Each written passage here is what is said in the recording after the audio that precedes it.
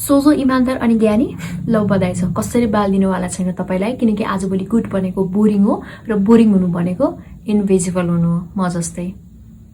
Example चाहियो, माइली Cyrus 2013 मा राम्रै गायिका थिइन्, तर जबसम्म जिब्रो निकालेर टोर्क गरेन संसारले उनलाई बालै दिएन। नेपालमै हेर्नुहोस् न, ऋषि धमला पत्र पत्रिका सुन्नै नसक्ने लाज मर्दो क्वेसन सोधेर उहाँ भाइरल हुनु भएको हो।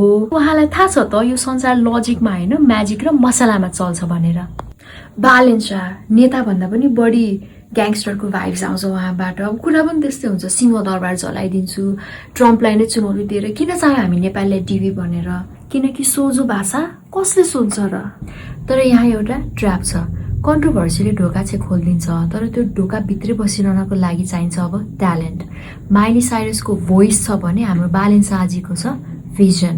मसला मात्र मिठो छ, खानेकुरा नै मिठो छैन भने अब त्यो मान्छे लेजेन्ड होइन जोकर हो। को हो त यो जोकरहरू?